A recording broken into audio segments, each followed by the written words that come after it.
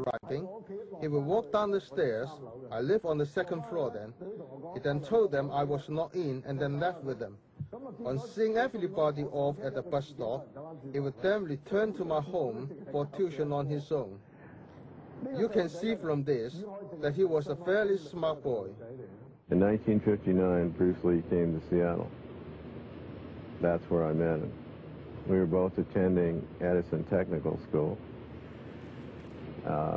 After I met Bruce, he began to teach a group of other people, and we started putting on demonstrations. One of the demonstrations at school, there was a karate man in the audience. He took offense to some of the things that Bruce was saying. He decided that he was going to challenge Bruce. So the guy then became convinced that Bruce was afraid of him. And I don't know, the way the guy thought was along those lines. The kind of guy that figured if somebody doesn't want to fight me, he must be afraid of me. The man continued to harass Bruce at school. Finally, he forced Bruce into a confrontation. Bruce wanted to fight at the school. I told him it wasn't a good idea. We agreed to fight at the YMCA. And I remember one of the guys saying that, one of the Japanese guys was saying, well, after this is settled, we don't want any more things like this. And everyone hardly agreed, you know, except the karate man. He sat there looking very, very stern and very, very removed from it all, detached, like he didn't want to even talk. This is a place where Bruce Lee had the challenge match with a karate man. It was a place that I suggested because Bruce wanted to fight at the school, and I knew that if we fought at the school, there was a very good chance that we could get in trouble.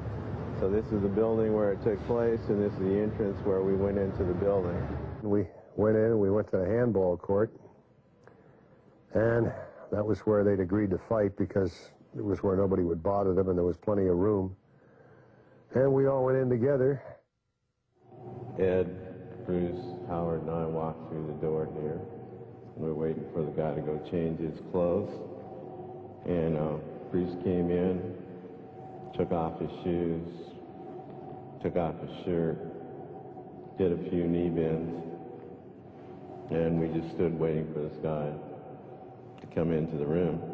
So the karate man came back after a while dressed in his karate uniform, and so they agreed that Jesse would be the referee. Now Jesse was also Bruce's second, and he was also going to be the referee, but I guess everybody figured Jesse would give it a fair shake, so they agreed that I would be the timekeeper. So I got out my watch and I held it there, and I was supposed to say when to start. So I said they would start when I said begin, you know. So I said, okay, ready, begin.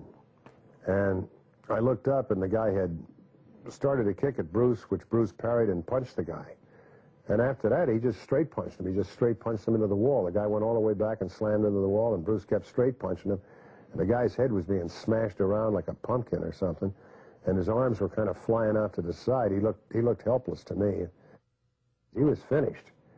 And as the guy landed on the floor on his knees, Bruce kicked him like this, just a straight kick, like you'd kick a football. Kicked him in the face, and the guy flipped over in his back, and somebody screamed. At the moment Bruce kicked him, somebody screamed, "No!" The guy fell back unconscious. I hollered, "Stop." And that was it. So we stood there looking at him, and the guy was laying there like he was dead. And we looked at each other, and we looked at him, said, shit. Bruce Lee is a big crowd attraction for a promotion of tournaments, and he really had a name and he had the talent, and he performed two-finger push-up, which I cannot do with 4 fingers. Even now I can't do. And he did the 1-inch punch with a 225-pound Jack Dutcher, who used to be my instructor, and he really gave a great impression to the audience with such a power with a small statue against a 225-pound guy. I saw Bruce Lee demonstrate at Jhoon Ree's tournament. I had seen him do that type of technology before, so I was impressed because I knew the individual.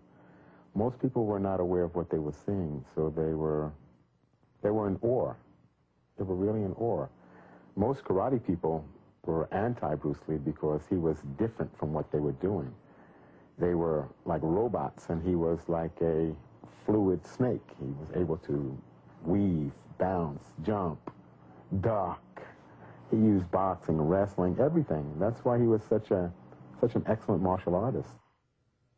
But not everybody was thrilled that Lee was revealing the secrets of the Chinese fighting arts to Westerners. He was giving a demonstration in the theater one time, and he usually, as people going up and you know, having for demonstration, he would demonstrate his speed of punching. And he used to stand about 3 or 4 feet from the target, and he would launch with a front hand lead. And nobody can really block his punch, okay? And some Kung Fu master in the audience think that, you know, he was being challenged, you know, the Kung Fu people there. And so at that time, he also started teaching the Caucasian. In those days, you know, they think that the Chinese only teach the Chinese. And so they selected one instructor just coming from Hong Kong recently at that time, and to challenge Bruce Lee. And they showed his school, and they set the rules, you know, what to go by. And Bruce Lee said, no, you challenge me, and at first I know everything goes. So Bruce started to use the turn and just give him a strict blast, and the guy just, you know, turn around and run. And the whole time he was tricking the guy, and all he hit him just in the back of his head. I didn't see the fight, but Bruce called me up afterwards and explained to me the whole thing. And that was the birth of Jeet Kune Do. Jeet Kune Do, according to Bruce Lee, meant the way of the intercepting fist. I guess like if a punch or a kick is coming your direction, the man's energy is coming towards you, you want to try to intercept the person's force and use the opening, such as if a person is firing a punch at you, he's leaving his chin open, he's leaving his ribs open. If he's firing a kick, he's leaving his midsection open, he's leaving his groin open. He's immobile, he can't move if he's standing on one foot executing the kick. And then you can take advantage of the person's weak points at that particular time. To me, Bruce Lee studied a lot of J. Krishnamurti's philosophy. And to me, Jeet Kune Do, philosophically, was Krishnamurti's philosophy. It was a combination of the Taekwondo kicks, boxing, footwork, some Latin dancing type footwork. He used a lot of the Wing Chun punching techniques. So Bruce Lee, in my personal opinion, Jeet Kune Do was a combination of all the best aspects from a philosophical point of view to an athletic point of view to a martial arts point of view. Bruce and my girlfriend and I, we went to his house. At that time, we started playing hands. He asked me what I knew, and I told him I know a little Hung and some Shaolin. Basically, it wasn't really a challenge or anything, because Chinese, we don't call it a challenge. It's a letter of introduction that I like to touch hands. So since he already found out that I knew Mantis, he said, well, you know, we're very similar, Norman. As you know, I do Wing Chun. So I said, yeah, so we played hands a little. And he was very fast. I was very impressed with his hands, because I haven't seen that kind of hand speed in a lot of martial artists.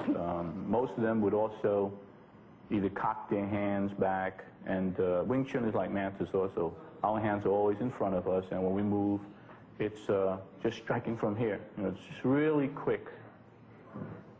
And after I played hands with him, not that any of us got hurt or anything, we just sat down and there we were. We just became great friends. And I said to him, I said, Bruce, I said, well, I want to tell the guys back in New York, you know. He said, well, tell them whatever you want. He says, you want to tell them you beat me? You tell them that. You want to tell them I beat you? It's okay. So when he said something like that, it brought out to me that he didn't care what people thought about him. He decided to show me one of his kicks, and I said, okay, I stood behind the heavy bag, and here's this little guy, you know, 135 pounds maybe. And